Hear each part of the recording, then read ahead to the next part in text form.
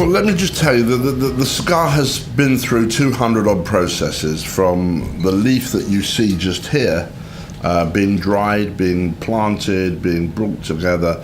There's 4 different kinds of leaf. There's the fillers, there's the taste leaves, and there's also the wrappers. And they're all put together in different combinations for the strength of cigar you want. And that ends up coming in like this, in a non-ready to smoke basis. So the first thing you do is you need to cut it.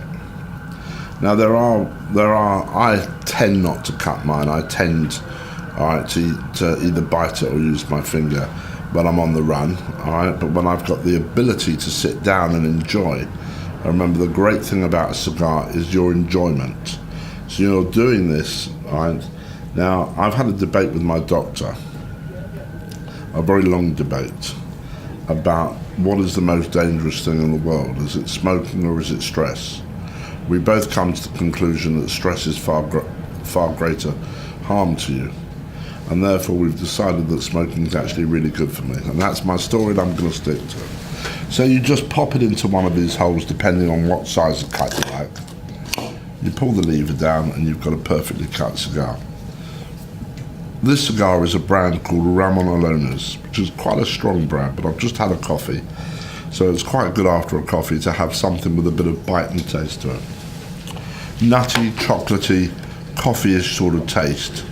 All right. Now, how does that happen with a cigar? How do you get a chocolate taste on it?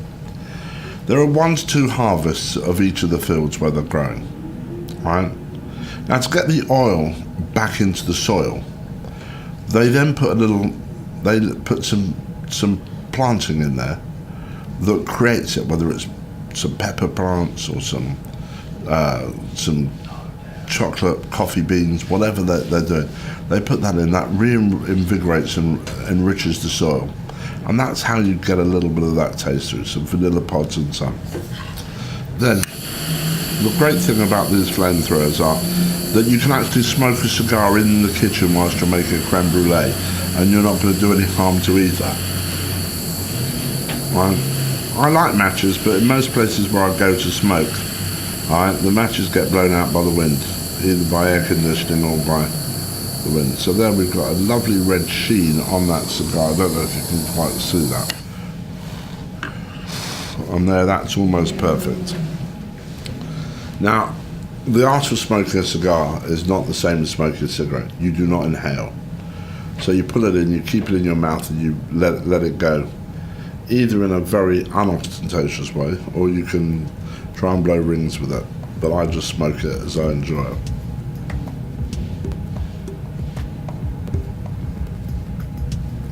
Now, the first 1/8 of an inch, you don't tend to get the real taste.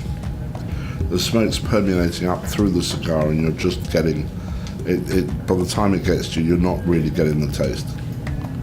But you will.